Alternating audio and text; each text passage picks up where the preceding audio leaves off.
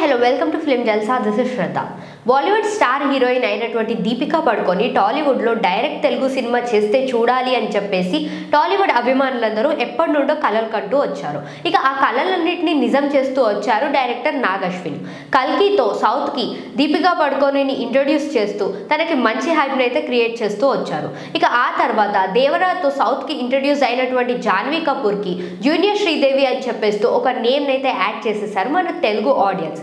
ఇక ప్రస్తుతం జాన్వీ కపూర్ సౌత్లో రామ్ చరణ్ అలానే బుచ్చిబాబు గారి డైరెక్షన్లో రాబోతున్నటువంటి ఆర్సీ 16 కోసం షూట్లో బిజీగా ఉన్నారు. ఇక ఆ తర్వాత సౌత్లో మరికొన్ని కథలు వింటున్నారు అని చెప్పేసి అయితే తెలుస్తుంది. ఇక సౌత్లో ప్రస్తుతం జాన్వీ కపూర్ వరుస ప్రాజెక్టుల్లో దూసుకెళ్ళిపోతూ ఉన్నారు.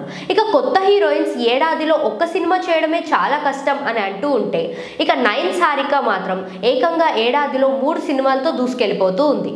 ఆనంద్ దేవరాతో నటించినటువంటి గమ్ గమ్ గణేష సినిమాతో సౌత్కి హీరోయిన్గా ఇంట్రడ్యూస్ అవుతూ ఇక ఆ తర్వాత ఆ సినిమాతో తన పర్ఫార్మెన్స్తో బెస్ట్ హీరోయిన్గా నిలిచిపోయింది. ఇక ఆ తర్వాత ఖా సినిమాతో పాన్ ఇండియాలోకి అడుగు పెడుతూ లక్కీ హీరోయిన్గా ఇండస్ట్రీలో నిలిచిపోయింది. ముంబై బ్యూటీ మాల్విక మల్హోత్రా మాత్రం తిరగబడ్రా స్వామి సినిమా హైప్ కన్నా మాత్రం రాజ్ తరుణ్తో ఉన్నటువంటి ఎఫైర్తోనే చాలా మంచి ఫేమ్ని అయితే సంపాదించుకుంది.